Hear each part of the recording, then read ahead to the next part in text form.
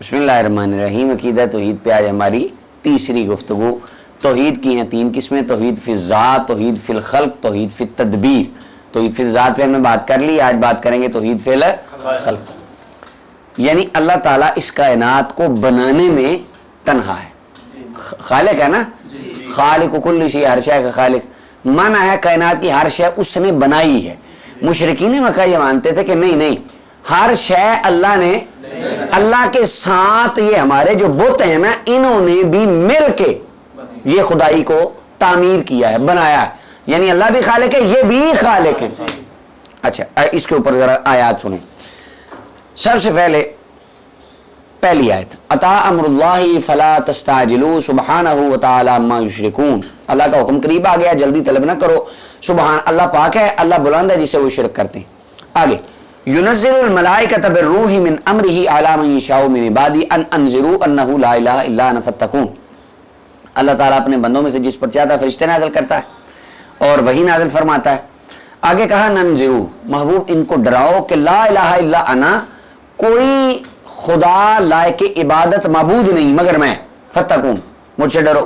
امام طبری کہتے ہیں اس کا معنی ہے اللہ تعالیٰ فرما رہا ہے محبوب ان کو میرے بارے میں ڈراؤ، کیا بے ادائے فرائض، میں نے جو ان پہ باتیں فرض کی ہیں ان کو ادا کریں۔ پہلی بات اللہ نے بندے مومن پر، ایک انسان پر فرض کی، وہ عقیدہ توحید کو ماننا، پھر عقیدہ رسالت ہے، باقی بات عمل بعد میں سارے۔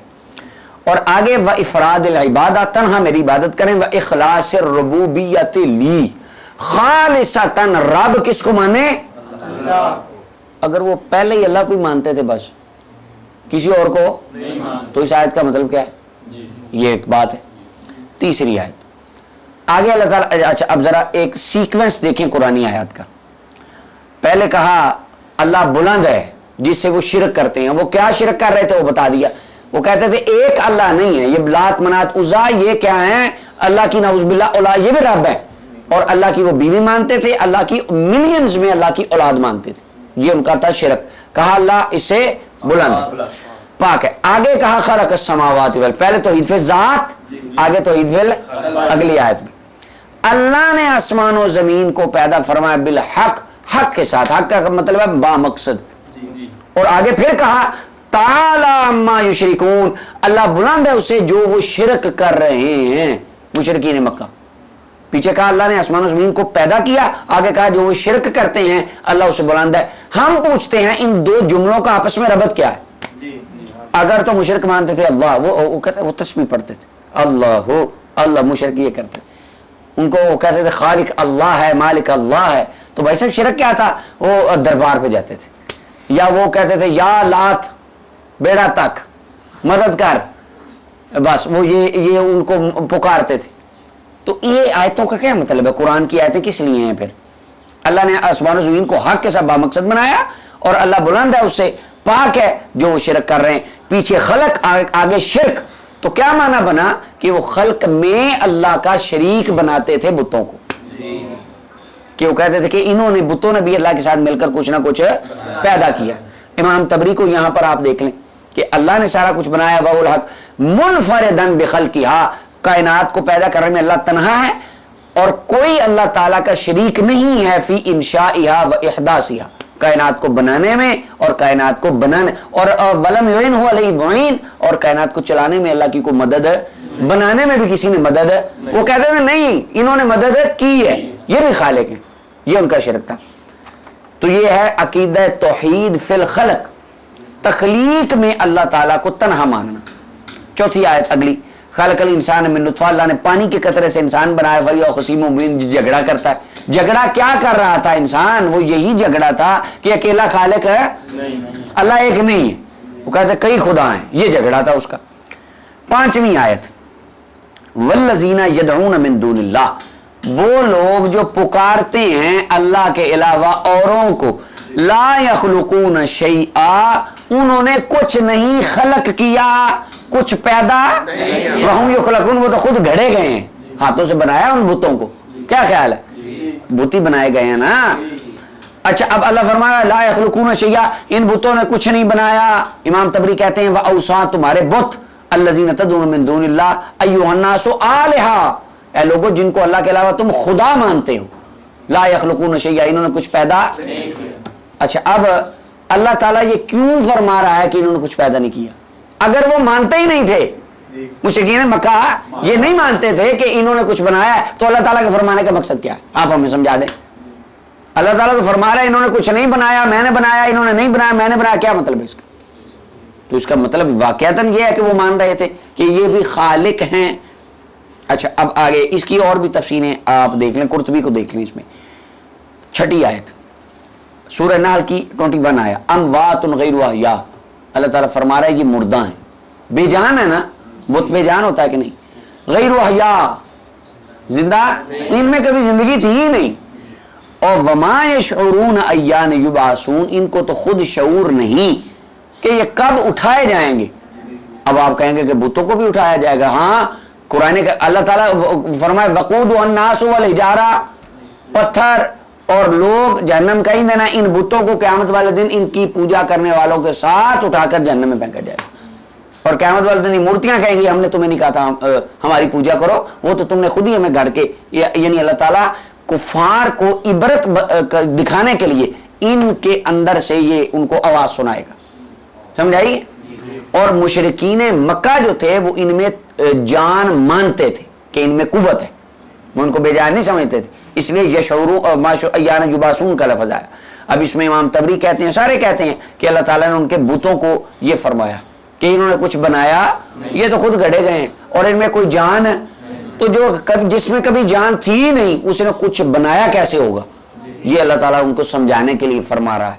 7ویں آیت، الہکم الہ واحد، تمہارا خدا ایک خدا ہے، معبود ایک ہے، فالذین لا یؤمنون بالآخرہ، وہ لوگ جو آخرت پر ایمان نہیں لاتے، قلوبہم منکرہ، ان کے دل کیا ناپسندیدہ کرتے، اجنبی بن جاتے، ان کے دل اس کو پسند ہے، وہم مستکبرون، اور وہ تکبر کرتے ہیں اس کام میں۔ اچھا اب اللہ تعالیٰ فرما رہا ہے اللہ ایک ہے، لیکن جو آخرت پر ایمان نہیں لاتے یعنی مشرک کافر، وہ کیا کرتے؟ وہ اس بات کو اچھا نہیں سمجھتے۔ حافظ ابن تیمیہ کہتے ہیں وہ تو ایک اللہ کو مانتے تھے، اور وہ آیتیں بس وہ انہوں نے بیچارہ ان کو سمجھ جتنی کا ہی، وَلَا إِنْ سَأَلْتَهُمْ مَنْ خَلَقَ السَّمَاوَاتِ وَالْأَرْضَ لَيَقُولُنَّ اللَّهُ، بہار ابو جہل کہتا تھا اللہ کو مان، میں اللہ کا بندہ ہوں، اللہ ایک ہے بس۔ اچھا اب اللہ تعالیٰ فرما رہا ہے کہ جو مشرکین مکہ ہیں، ایک اللہ کی جب بات کی جائے تو ان کے دلوں کو اچھی، اور سورہ صاد کی 5ویں آیت، اجعل الآلہۃ الہا واحدا، وہ کہہ رہے تھے ایک اللہ بنا دیا تو نے، ان ھذا لشیء عجاب، یہ تو بڑی عجیب بات ہے، یعنی ایک خدا کو وہ عجیب کہہ رہے ہیں کہ ایک خدا کیسے ہو گیا، ایک خدا اتنی بڑی کائنات کیسے بنائے گا اور اتنی بڑی کائنات کیسے چلائے گا؟ ان کے سامنے یہ ہو ہی نہیں سکتا تھا، پاسبل نہیں تھا۔ سورہ زمر کی 45 آیا، وَإِذَا ذُكِرَ اللَّهُ وَحْدَهُ، جب تنہا اللہ کا ذکر کیا جائے، اشمئزت قلوب الذین لا یؤمنون بالآخرہ، تو جو آخرت پر ایمان نہیں رکھتے ان کے دل نفرت سے سکڑ جاتے ہیں۔ وَإِذَا ذُكِرَ الَّذِينَ مِن دُونِهِ، جب اللہ کے ساتھ اور بتوں کا ان کا ذکر کیا جائے خوش ہوتے ہیں کہ ہاں یہ بھی ساتھ خدا ہیں، یعنی وہ ایک اللہ کے کنسیپٹ کو نہیں۔ اچھا اب یہ بڑی اہم آیت ہے، 7ویں آیت سورہ حج 73-74 آیا، یا ایھا الناس ضرب مثل فاستمعوا لہ، اللہ فرماتا ہے لوگوں ایک مثال بیان کی جا رہی ہے، غور سے سنو، ان الذین تدعون من دون اللہ، یہ جو اپنا ترجمہ ہے نا کنگ فہد والا، وہ حاجیوں کو دیتے تھے فری، وہ آپ ذرا دیکھیں، ان بے شک وہ لوگ جن کو تم پکارتے ہو اللہ کے علاوہ، لن یخلقوا ذبابا، وہ ہرگز ایک مکھی بھی پیدا نہیں کر سکتے، ولو اجتمعوا لہ، اگرچہ سارے جمع ہو جائیں۔ اب اچھا آگے، وَإِن يَسْلُبْهُمُ الذُّبَابُ، اگر مکھی ان سے چھین لائے کوئی چیز تو وہ چھڑانے کی طاقت نہیں رکھتے، ضعف الطالب، مانگنے والا بھی کمزور، جسے مانگا جا رہا ہے وہ بھی کمزور، یعنی مانگنے والے سے مراد وہ بت کا پجاری اور مطلوب سے مراد بت۔ اور آگے کہا ما قدر اللہ کا قدری، انہوں نے اللہ کی قدر نہیں کی جیسا کہ قدر کرنے کا حق تھا۔ اب یہاں پہ آپ ایک بات کی طرف ذرا غور کریں، پہلی تو بات اس سے مراد اولیاء اللہ تو سوال ہی پیدا نہیں ہوتا، وہ بلکہ دیکھیں اچھا وہ جی مکھی نہیں بنا سکتے، مکھی کوئی چھین لائے ان سے تو وہ چھڑانے کی طاقت نہیں رکھتے، کبھی قبر کے اندر مکھی گئی، کیسی بدھوں والی حرکت ہے اور بے وقوفانہ بات ہے، اور جی دربارہ کو جو کچھ کھو کے مکھی لائے تو مکھی کو چھڑا نہیں سکتے، عقل کے اندر قبر کے اندر کبھی مکھی جاتی۔ اچھا یہ اب تمام مفسرین کو اٹھا کے دیکھ لیں، وہ کہتے ہیں اللہ تعالیٰ نے بتوں کے بارے میں یہ آیت نازل فرمائی، اور خوارج جو کہ دنیا کی بدترین مخلوق ہیں ان کی سب سے بڑی نشانی کہ جو بتوں کے بارے میں نازل شدہ آیات ہیں اولیاء اللہ پہ لگائیں گے۔ اچھا اب یہاں دیکھیں اللہ تعالیٰ نے فرمایا وہ مکھی بھی نہیں بنا سکتے، مکھی یہ تب کہا جا سکتا ہے کہ جب مشرکین مکہ یہ مانتے ہوں کہ انہوں نے کچھ بہت بڑا پیدا کیا. اس کی مثال میں، کوئی بندہ کہتا ہے کہ انیس نے نا 50 کتابیں لکھی، یہ عمیر مجھے کہتا ہے انیس نے کتنی کتابیں لکھی، میں کہتا ہوں لے وہ تو ایک رسالہ بھی نہیں لکھ سکتا، تم کہتے ہو 50 کتابیں. یہ میں فرضی مثال دے رہا ہوں کہ وہ تو ایک رسالہ. اچھا یہ جو بی آیا ہے نا، زور دیا میں نے، یہ میں تب دوں گا کہ جب اس نے انیس کے لیے بہت بڑا کچھ ثابت کر دیا. تو اللہ تعالیٰ فرما رہا ہے لن یخلقوا ذبابا، ایک مکھی بھی پیدا نہیں کر سکتے. اس کا مطلب ہے وہ ان کے لیے کچھ بہت بڑا ثابت کر چکے تھے، مان رہے تھے. وہ کہتے تھے پوری کائنات میں اللہ اکیلا نہیں ہے، نعوذ باللہ یہ ہمارے بت بھی اللہ کے. تو کہا لن یخلقوا ذبابا، تم خدائی کی بات کرتے ہو، یہ تو مکھی بھی نہیں بنا سکتے. اور آگے کہا ما قدر اللہ حق قدری، انہوں نے اللہ کی قدر نہیں کی، کیونکہ پوری کائنات کو اللہ کون کہنے سے پیدا فرما سکتا ہے. انہوں نے کہا نہیں نہیں نہیں نہیں نعوذ باللہ، اللہ تعالیٰ کمزور ہے، وہ اتنی بڑی کائنات اکیلا کیسے بنا سکتا. تو یہ کہا ما قدر اللہ کا قدری، انہوں نے اللہ کی قدر نہیں کی. 9ویں آیت، 9واں مقام قرآن پاک کا، سورہ شعراء کی 92 سے 102 آیت تک.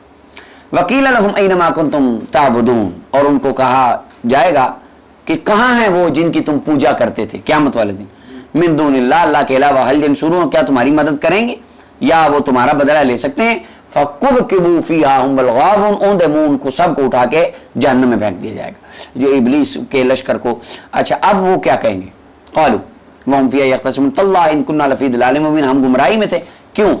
اذ نسویکم برب العالمین، وہ شیطان کو، بتوں کو جن کی پوجا کرتے تھے یا جن کے پیچھے لگے تھے، کہیں گے ہم آج یہاں اس وجہ سے آئے، ہم تمہیں رب العالمین کے برابر سمجھتے تھے.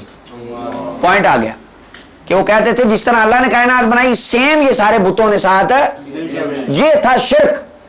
شین را کاف کا معنی کیا ہے، شریک ہونا، اندر حصے دار ہونا. تو کہتے تھے کائنات کی تخلیق میں یہ سارے کیا ہیں، اللہ کی ذات میں بھی نعوذ باللہ ان کو حصے دار مانتے تھے. یہ ان کا شرک تھا. اذ نسویکم برب العالمین، ہم تمہیں رب العالمین کے کیا کرتے تھے، برابر. حافظ ابن تیمیہ کی بات کر رہے ہیں، مجموع الفتاوی 7ویں جز کتاب الایمان، اور فصل ہے مشرک العرب کان معترفین باللہ، کہ مشرکین رب اللہ کی معرفت رکھتے تھے. حافظ ابن تیمیہ فرما اب بات اللہ مشرکوں کی نقل کر رہا ہے اور تشریح حافظ ابن تیمیہ کر رہے ہیں. اللہ کمال نہیں ہوگی، محبت دیکھیں آپ. اذ نسویکم برب العالمین، اور کہتے ہیں اذ نسویکم کا مطلب تمہیں بنا کیا پتہ ہے، لم یریدوا به انہم جعلوہم مساوین للہ من کل وجہ. اللہ اکبر. کہتے ہیں مشرکین کا یہ مقصد تو نہیں تھا، وہ اپنا بتوں کو ہر اعتبار سے اللہ کے برابر نہیں سمجھتے تھے. فَإِنَّ هَذَا لَمْ يَقُلْهُ أَحَدٌ مِّن بَنِي آدم، وہ کہتے ہیں آدم علیہ السلام سے لے کر آج تک کسی نے ایسا عقیدہ نہیں رکھا کہ وہ اپنے کسی بت کو یا کسی معبود کو اللہ کے ہر اعتبار سے برابر سمجھتا ہو. قرآن کی 9 آیتیں میں نے پڑھی، ہر آیت واضح انداز میں کہہ رہی ہے کہ وہ اللہ کی ذات میں، اس سے ہم پہلے پورا لیکچر کر رہے ہیں، اور اللہ تعالیٰ کی کائنات کو بنانے میں وہ اللہ تعالیٰ کا کیا مانتے تھے. حافظ ابن تیمیہ کہتے ہیں وہ تو مانتے ہی نہیں تھے. اللہ فرما رہا ہے وہ مانتے تھے. وہ کہہ رہے ہیں نسویکم برب العالمین، ہم تمہیں اپنے رب کے برابر کرتے تھے. کہتے ہیں نہیں نہیں نہیں، تھوڑا سا برابر، سارا نہیں. اللہ اکبر. یعنی مشرکوں کی بات ہے، اللہ تعالیٰ نقل کر رہے ہیں اور اس کی تشریح حافظ ابن تیمیہ کہتے ہیں. اور وہ کہتے ہیں اپنا اسی طرح یہ کسی نے نہیں کہا کہ عالم کے 2 خالق ہیں، 2 خالق ہیں، خالق ایک ہی وہ مانتے تھے. اس طرح وَكَذَلِكَ مُشْرِكُ الْعَرَبِ كَانُوا مُتَّفِقِينَ عَلَىٰ أَنَّ أَرْبَابَهُمْ لَمْ تُشَارِكْ اللَّهَ فِي خَلْقِ السَّمَاوَاتِ وَالْأَرْضِ بَلْ كَانُوا مُقِرِّينَ بِأَنَّ اللَّهَ وَحْدَهُ. مشرک کہتے تھے اللہ تو ایک ہے اور کائنات کو خلق فرمانے والا. ابو جہل کہتا تھا آسمان بنانے والا اللہ، زمین بنانے والا اللہ، پہاڑ بچھانے والا اللہ. یہ ابو جہل کہتا تھا. یہ ان کی تقریر ہے. اللہ کیا فرما رہا ہے، ہمارا خدا اپنی کتاب لارائے میں کہہ رہا ہے مشرکین مکہ قیامت والے دن سورہ شعراء آیت نمبر 98 اذ نسویکم برب العالمین، مشرک کہیں گے اے بتوں اور اے ابلیس اور اے اس کے ماننے والوں، ہم تمہیں اپنے رب کے برابر مانتے تھے۔ حافظ ابن تیمیہ کہتے ہیں نہیں، وہ برابر نہیں مانتے۔ اچھا اب امام رازی کہتے ہیں تفسیر کبیر سورہ بقرہ میں والذین کانوا یعبدون الاوثان، جو بتوں کے پجاری تھے ان میں سے کچھ کہتے تھے انہا شرکاء اللہ فی الخلق و تدبیر العالم، کہ بت اللہ تعالیٰ کی کائنات بنانے میں اور چلانے میں کیا ہیں؟